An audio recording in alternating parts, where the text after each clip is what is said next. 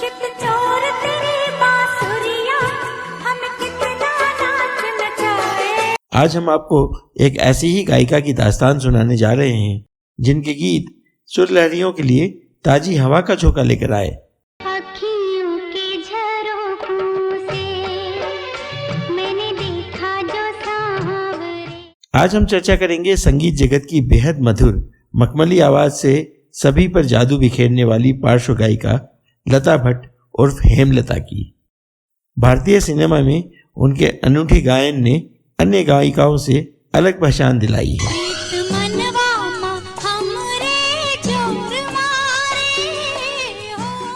लता भट्ट का परिवार राजस्थान के चूरू जिले के सेहला गांव का रहने वाला था। उनके पिता का नाम जयचंद भट्ट था, जो शास्त्रीय संगीत के प्रकांड विद्वान थे। वे उस्ताद वाहिद अली खान के शिष्य थे। हेमलता की मां अंबिका भट्ट गृहिणी थी। उनके 3 भाई ऋषभ भट्ट, गोपाल भट्ट और विनोद भट्ट हैं। लता भट्ट का जन्म 16 अगस्त 1954 को हैदराबाद में हुआ था। उनका बचपन कोलकाता में बीता। लता भट्ट को संगीत विरासत में मिली थी। परिवार में भरपूर संगीत का माहौल था। जब वो थोड़ी बड़ी हुई तो उनका झुकाव संगीत की ओर हुआ, लेकिन पिता बेटी को संगीत सिखाने के सख्त खिलाफ थे। उनका परिवार रूढ़िवादी विचारधारा का था। पिता का मानना था कि संगीत जैसी चीजें बेटियों के लिए नहीं हुआ करती। बावजूद इसके लता भट्ट संगीत के बेहद करीब रहीं। कभी स्कूल में गाना गाती तो कभी दुर्गा पूजा के कार्यक्रमों में। लता भट्ट पिता के खिलाफ जाना नहीं चाहती थी, लेकिन खुद को गाने से रोक भी नहीं पा रही थी। इस बीच एक ऐसा वाकया हुआ जिसने उनकी जिंदगी पलट दी। हुआ यह कि कोलकाता में एक बड़ा स्टेज शो हुआ। फिल्म इंडस्ट्री के बड़े बड़े गायक और गायिका उसमें शामिल हुए। उस स्टेज शो में एक छोटा सा अंतराल था जहां छोटी सी लता भट्ट को गाने का मौका दिया गया। बेबी लता ने एक गाना गाया तो दर्शक वंस मोर चिल्लाने लगे। बेबी लता ने एक के बाद एक 12 गाने गाए। पब्लिक उनकी आवाज की ऐसी दीवानी हुई कि वहीं से वो बेबी लता के नाम से मशहूर हो गई। आयोजन में आए मुख्य अतिथि ने उन्हें गोल्ड मेडल दिया। बेबी लता के संगीत को लेकर समर्पण को देखकर पिता का मन भी डोल गया। उन्होंने संगीत सीखने की अनुमति दे दी। बेबी लता मुंबई जाना चाहती थी, लेकिन पिता अपनी बेटी को पूरी तैयारी के साथ भेजना चाहते थे। लिहाजा उन्होंने क्लासिकल गाना सीखने की शर्त रख दी। इसके लिए उन्हें कोलकाता के मशहूर संगीतकार ज्ञान प्रकाश घोष के यहाँ भेजा गया। लेकिन पिता की तरफ से यह सख्त हिदायत थी कि बेबी लता फिल्मी गाने नहीं गाएंगी। उधर बेबी के दिमाग में मुंबई घूम रहा था। यह किस्सा भी खूब रहा कि पिता के मना करने पर बेबी लता ने अपनी मां को धमकी दी कि अगर उन्हें मुंबई नहीं जाने दिया गया तो वो खुदकुशी कर लेगी। घर में क्लेश बढ़ता जा रहा था तो बेटी की जिद के आगे पिता को झुकना पड़ा। 1966 में जयचंद भट्ट परिवार समेत मुंबई चले गए।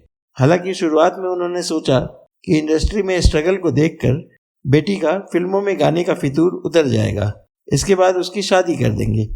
लेकिन होनी को तो कुछ और ही मंजूर था। बेबी लता जब मुंबई आई तो उस्ताद अल्लाह रखा की तवज्जो मिली। इसके बाद उस्ताद ने इन्हें संगीतकार नौशाद साहब के पास भेजा। नौशाद साहब बेबी लता से खासे प्रभावित हुए। उन्होंने वादा किया कि वह उन्हें अपनी फिल्मों में जरूर गवाएंगे। नौशाद पहले संगीत निर्देशक थे जिन्होंने लता भट्ट के साथ एक कॉन्ट्रैक्ट किया। इस कॉन्ट्रैक्ट के मुताबिक लता 5 साल तक सिर्फ नौशाद साहब के लिए ही गाना गाती, साथ ही उन्हें संगीत भी सिखाया जाता। यह बात फिल्मी दुनिया में आग की तरह फैल गई।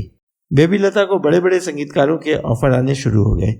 सब बेबी लता से अपनी फिल्मों में गवाना चाहते थे, मगर नौशाद साहब से 5 साल के लंबे कॉन्ट्रैक्ट के चलते वह किसी फिल्म को साइन नहीं कर पा रही थी। बेबी लता से सभी संगीत निर्देशक नाराज हो रहे थे। आखिर बेबी लता की गुजारिश पर नौशाद साहब ने कॉन्ट्रैक्ट तोड़ दिया। बावजूद इसके उनके पिता नहीं चाह रहे थे कि वह फिल्मों में गाना गाए। तब महान संगीतकार जोड़ी लक्ष्मीकांत प्यारेलाल के प्यारेलाल साहब ने उन्हें समझाया।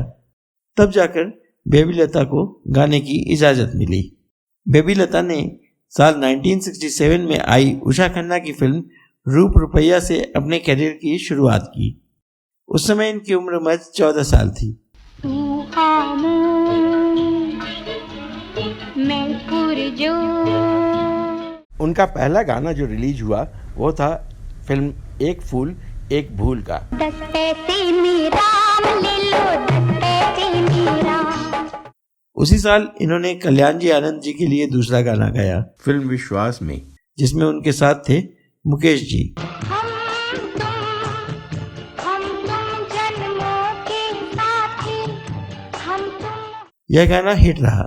उन्होंने अपने करियर की शुरुआत में एस.डी. बर्मन, एन. दत्ता, सलिल चौधरी, चित्रगुप्त, लक्ष्मीकांत प्यारेलाल, कल्याण जी आनंद जी, राजकमल, उषा खन्ना और रविंद्र जैन सहित कई बड़े संगीतकारों के साथ काम किया।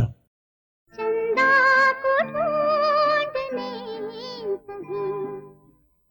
इनकी आवाज लोगों को इस कदर भाई कि बेबी लता का एक बार फिर नामकरण हुआ। नाम पड़ा हेमलता। हेमलता अब फिल्म इंडस्ट्री में अपने पैर जमाने लगी।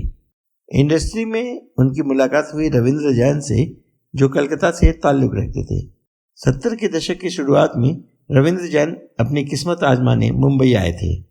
वह हेमलता के पिता जयचंद भट्ट से संगीत सीखने उनके घर आने लगे। वहीं उनकी मुलाकात हेमलता से हुई। रविंद्र जैन ने 1972 में फिल्म कांच और हीरा से संगीतकार के रूप में अपने करियर की शुरुआत की।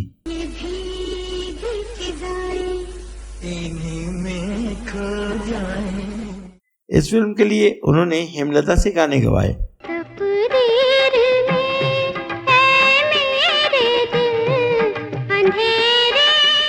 1973 में भीमा मेरे हाथी, 1974 में राख और चिंगारी, 1975 में सलाखें आदि फिल्मों में हेमलता ने अपनी आवाज दी।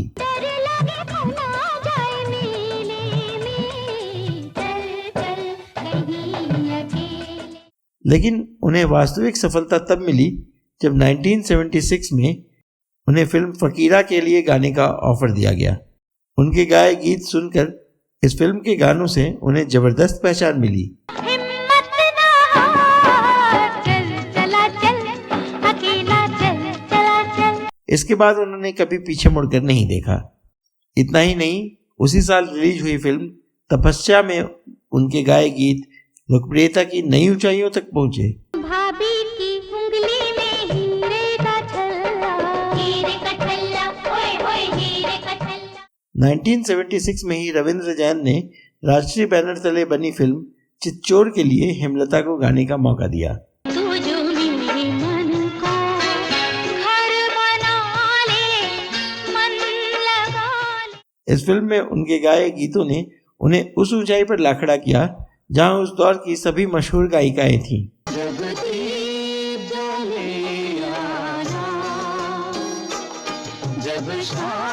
इस फिल्म के लिए हेमलता को फिल्म फेयर पुरस्कार से भी नवाजा गया। 1977 में आई राजश्री प्रोडक्शन की फिल्म दुल्हन वही जो पिया मन भाए में उन्होंने रविंद्र जैन साहब के निर्देशन में शानदार गीत गाए। ले तो आए हो हमें सपनों के गाँव में, प्यार की छाँव में। इसके बाद अखियों के झरोखों से वर्ष 1978 का नंबर 1 गीत बना, जो आज भी युवाओं के सिर चढ़कर बोलता है। अखियों के झरोखों से मैंने देखा जो सावर। इस गीत के लिए हेमलता को फिल्म फेयर अवार्ड के लिए नॉमिनेट किया गया। 1977 से 1980 के बीच उन्हें 5 बार फिल्म फेयर अवार्ड्स के लिए नामांकित किया गया।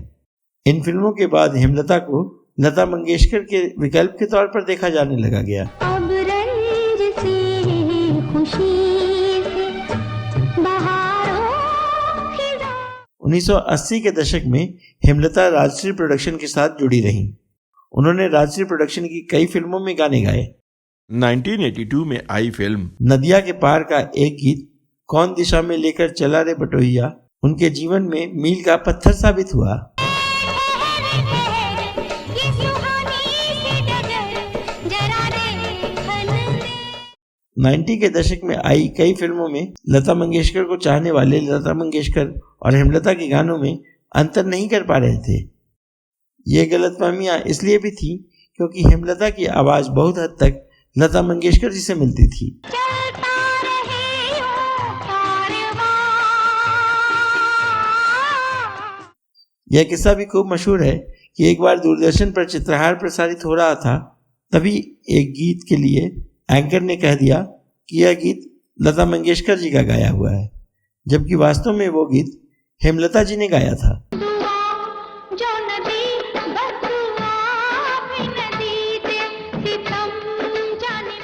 हेमलता जी ने अपने गायन करियर में कभी सस्ते और भोंडे शब्दों का प्रयोग नहीं किया।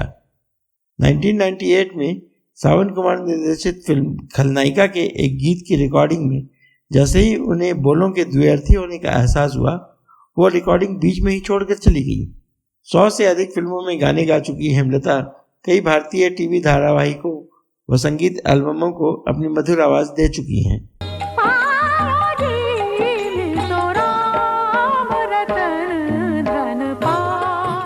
इतना ही नहीं, रविंद्र जैन के साथ इन्होंने शास्त्रों पर आधारित रामायण, चौपाइयाँ, कबीर दोहा, सुंदरकांड और विभिन्न भक्ति गानों को आवाज दी है।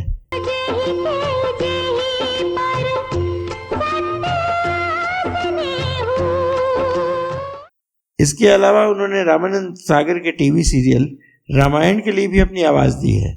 वो इस धारावाहिक के एक एपिसोड में भजन गाते हुए भी नजर आई हैं। हम कथा सुनाते राम सकल गुणधाम की, यह गाना आज भी हमारे दिलों को आनंद से विभोर कर देता है। हम कथा सुनाते राम सकल गुणधाम की, ये राम। बड़ी बड़ी हस्तियों के बीच हेमलता अपनी अलग पहचान बना रही थी। हेमलता ने अपनी अनूठी आवाज से सबको पीछे छोड़ नई लकीर खींच दी। बहुत कम लोग जानते होंगे कि हेमलता सीरियल मीरा में भी अभिनय कर चुकी हैं। वह एक एपिसोड में पायो जी मैंने राम रतन धन पायो भजन गाते हुए दिखी हैं।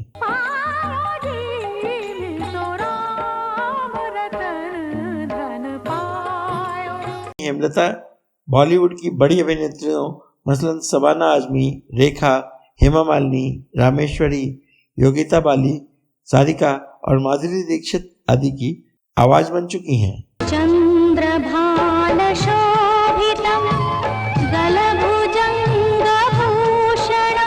लेकिन बाद के वर्षों में फिल्म इंडस्ट्री में उन्हें कम अवसर मिलने लगे। जानकारों का कहना है कि ऐसा एक सोची समझी साजिश के तहत एक लॉबी द्वारा करवाया जा रहा था। लेकिन हेमलता जी ने इस राजनीति में पड़ने की बजाय विदेश जाकर भारत और भारतीय संगीत का नाम रोशन करने पर तवज्जो दी। इसका जिक्र हम आगे करेंगे।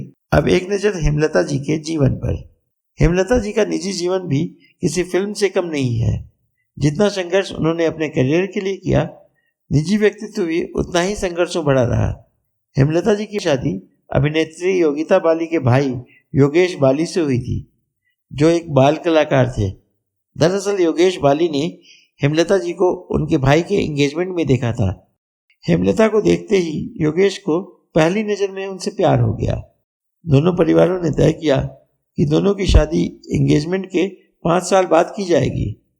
शुरुआत में तो योगेश बाली तैयार हो गए, लेकिन एंगेजमेंट के तुरंत बाद वो मचल गए। जैसे तैसे शादी भी हुई, लेकिन हेमलता से उनकी बनी नहीं। शादी के महज 4 दिनों बाद ही हेमलता जी को ससुराल वालों ने बाहर निकाल दिया। उसके बाद वह अपने माता पिता के साथ 7 सालों तक रही। उन्हीं दिनों हेमलता और रविंद्र जैन की नज़दीकियां बढ़ने लगी, लेकिन कुछ दिनों बाद किन्हीं कारणों से दोनों अलग हो गए। कोई 6 साल बाद योगेश बाली अचानक हेमलता जी के जीवन में दोबारा आए और उनके परिवार से माफ़ी मांगते हुए उन्हें वापस अपने घर ले गए। कुछ दिनों बाद उनकी शादी से एक बेटा हुआ, जिसका नाम आदित्य बाली था। आदित्य जब 5 सालों का हुआ, तभी हेमलता जी पर दुखों का पहाड़ टूट पड़ा। उनके पति योगेश बाली की सिरोसिस ऑफ लिवर की बीमारी के चलते 1988 में मौत हो गई। पति के मौत के सदमे के कारण वह तकरीबन 3 साल गायकी की दुनिया से दूर रहीं। कुछ सालों बाद 1990 में वह फिर वापस आई, पर उनका मन नहीं लगा। 1999 में हेमलता ने फिल्मी दुनिया को अलविदा कह दिया। बॉलीवुड से विदाई लेकर वो मैक्सिको चली गईं।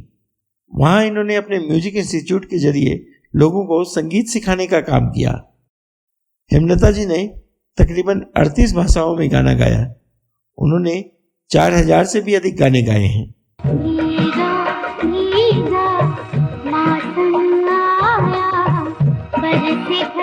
करीब 3 दशकों तक इन्होंने बॉलीवुड को एक से बढ़कर एक नायाब नगमे दिए, जिन्हें इतिहास हमेशा याद रखेगा।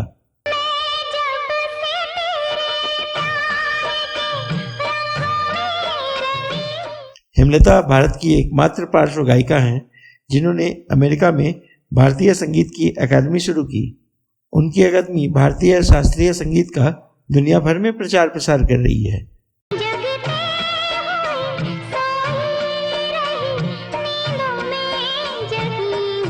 अपनी मखमली आवाज से सभी पर जादू करने वाली पार्श्व गायिका हेमलता इन दिनों न सिर्फ अपने करियर के बल्कि जिंदगी के भी दूसरे दौर में जी रही हैं।